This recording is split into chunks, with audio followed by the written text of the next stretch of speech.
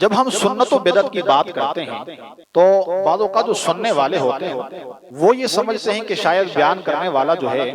اس کا تعلق فلاں فرقے کے ساتھ، اگرچہ تقریباً ہم ایک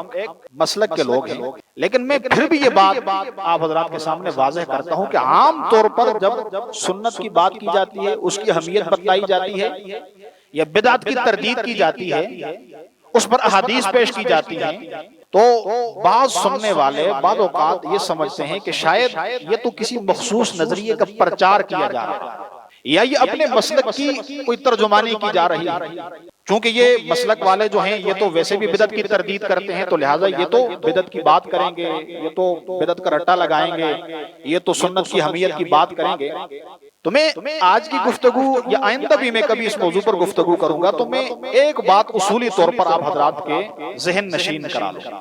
وہ یہ کہ یہ جو سنت اور بدعت کا لفظ ہے اس کا تعلق کسی مسلک کے ساتھ نہیں، کسی فرقے کے ساتھ نہیں۔ جب ہم توحید کی بات کرتے ہیں، توحید کی عظمت کی بات کرتے ہیں، شرک کی تردید کی بات کرتے ہیں، اور ایک موحد کے عقیدے پر شرک ایک بدنما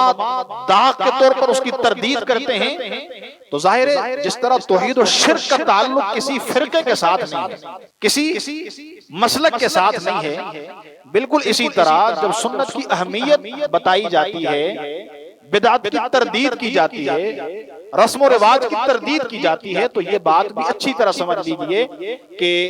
سنت اور بدعت کا تعلق بھی کسی فرقے کے ساتھ یا کسی مسلک کے ساتھ نہیں، بلکہ سنت اور بدعت کی یہ اصطلاحات رسول اللہ صلی اللہ علیہ وسلم کے دور سے مسلسل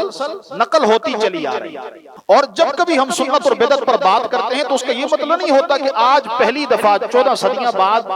کوئی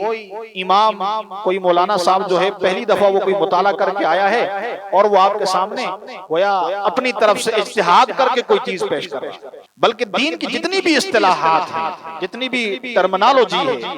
اصطلاحات کا ایک جو سیٹ اپ ہوتا ہے شریعت کا، ظاہر جو قرآن و حدیث سے ہی ماخوذ ہے، تو وہ در حقیقت ایک تعامل کے ساتھ چلا آ رہا ہے، ایک تسلسل ہے، روایات کا ایک تسلسل ہے کہ رحمت عالم صلی اللہ علیہ وسلم نے وہ باتیں صحابہ اکرام کو بتائیں، صحابہ اکرام نے تابعین کو، انہوں نے تبع تابعین کو، اور بالآخر ہر دور کے مستند ثقہ علماء سے ہوتی ہوئی آج ہم تک پہنچی۔ اس لیے ایک تو توحید و شرک اور سنت و بدعت میں اس کا تعلق کسی فرقے کے ساتھ ہے، کسی مسلک کے ساتھ نہیں، اور دوسرا کہ جب بھی اس پر بات کی جاتی ہے تو اس کا یہ مطلب نہیں ہوتا کہ پہلی دفعہ کوئی آدمی اپنے اجتہاد سے اس پر بات کرتے ہیں، نہیں، بلکہ یہ رسول اللہ صلی اللہ علیہ وسلم کے دور سے آج تک اس پر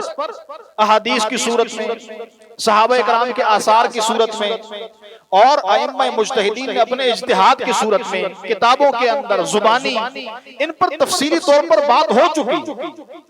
باتیں کر چکے ہیں وہ برگزیدہ شخصیات۔ آج اگر ہم اپنی زبان سے کوئی بات نکالتے ہیں یا اپنے قلم سے تحریر میں لاتے ہیں تو وہ در حقیقت اپنے انہی بزرگوں کی باتیں ہوتی ہیں، اور اس میں بھی کوشش کی جاتی ہے کہ ان بزرگوں کی باتیں ہوں جو آج کے موجودہ جو مختلف مسالک وجود میں آئے ہیں، مختلف فرقے وجود میں آئے ہیں، ان سے پہلے کی بات کی جائے، تاکہ ہماری جو بات ہے وہ کوئی اس کے اندر تنازع نہ ہو، یہ نہ کہے کہ بھئی یہ تو اپنے مسلک اور اپنے فرقے کی بات لے کر آئے، نہیں،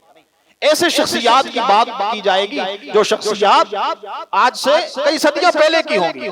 بلکہ کوشش یہ کی جائے گی کہ نبی کریم صلی اللہ علیہ وسلم کی بات کو لایا جائے، صحابہ اکرام کی بات کو لایا جائے، تابعین تبع تابعین۔ اس وقت تو یہ دیوبندی بریلوی اہل حدیث یہ لوگ نہیں تھے نا، یہ تو بہت زیادہ بھی ہوا تھا، یہ 1 صدی 1.5-2 صدیاں پہلے یہ فرقے وجود میں آئے ہیں۔ تو جب ہم پرانی بات کریں گے تو وہ تو سب کی مسلم شخصیت ہے، سب کے نزدیک قابل اعتماد ہیں، قابل احترام ہیں، تو اس کا انکار بھی کوئی نہیں کر سکتا۔